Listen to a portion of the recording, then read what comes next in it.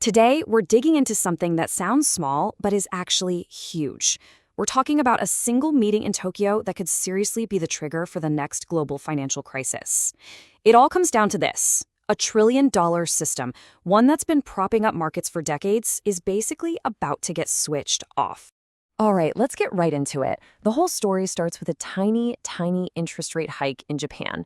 But the crazy part is that this one little move is sending these massive shockwaves through, well, everything, from the US stock market all the way to crypto. So, this is the big question, right? How on earth can a measly 0.25% move by one central bank possibly threaten to bring down the whole global financial system? Well, the answer is kind of wild. The number everyone is watching is 0.75%. Now I know, that sounds ridiculously small, especially compared to rates in the US or Europe, but you have to understand, for Japan, this is a seismic shift. It is the highest their policy rate has been in almost 30 years, going all the way back to 1995. This is, without a doubt, the end of an entire era of free money. Okay, so to really get why this all matters so much, we have to talk about something that's been going on behind the scenes for years. It's a hidden engine of the global markets that a lot of people have called the world's infinite money glitch. And that glitch? It's called the yen carry trade. You see, for what feels like forever, Japan has kept its interest rates at or near zero. So, what do you think smart investors around the world did? You guessed it. They borrowed absolutely massive amounts of Japanese yen for practically nothing. Let me put it another way. Just imagine you get a credit card in the mail with a 0% interest rate forever. And then you use that completely free money to go and invest in, high-growth tech stocks or crypto.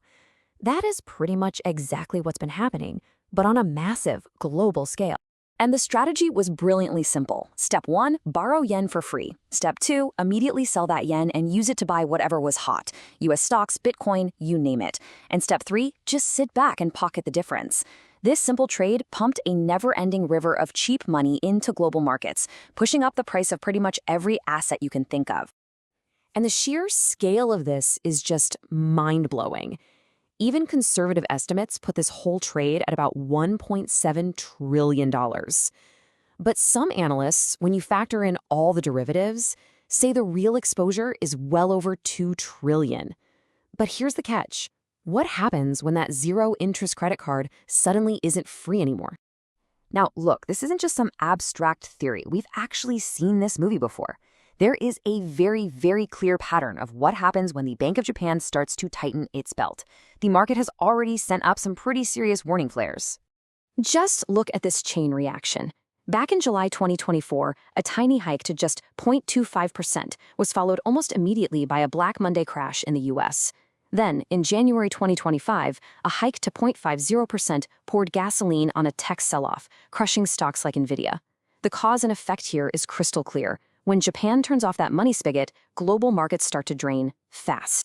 And if you want an even cleaner signal, just look at Bitcoin. It basically acts like a global liquidity gauge. It's the ultimate canary in the coal mine. After each of the last 3 times the Bank of Japan tightened things up, Bitcoin got hammered, crashing anywhere from 23 to 31%. And why is that? It's simple.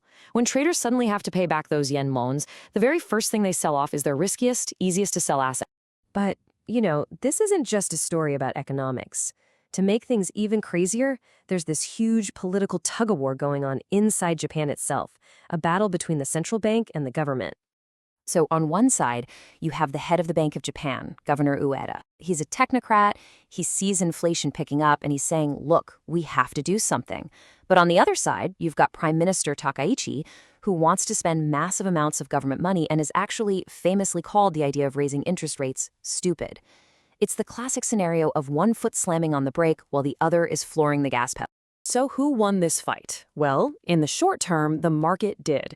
The government basically realized they couldn't ignore reality anymore. The super weak yen was making the price of imported stuff like food and gas absolutely skyrocket. And that is political poison for any leader. So they gave in. They gave the Bank of Japan the green light to hike rates in what everyone is now calling the December Compromise. All right, now let's zoom out. Because this whole carry trade unwinding, that's actually just one piece of the puzzle. The really big risk, the trillion-dollar question, is what all this means for government debt, especially for the United States.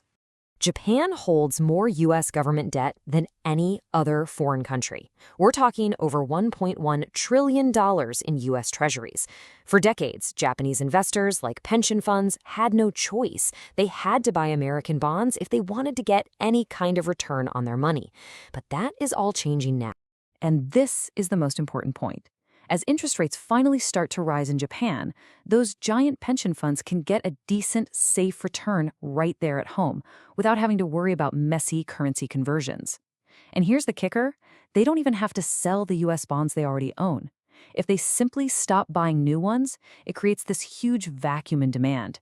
And to attract new buyers to fill that hole, U.S. borrowing costs for everything, mortgages, car loans, you name it, they all have to go up, no matter what the Fed does. And that really brings us to the brutal truth of the new world we're living in. That yen leverage, the thing that acted like a giant shock absorber for the global economy for 30 years, it's just gone. The buffer that always let markets buy the dip has vanished. The free money window is officially and permanently shut. So the real question as we head into 2026 isn't if things are going to get tight, but where the system is going to break first. The world's infinite money glitch has finally been patched.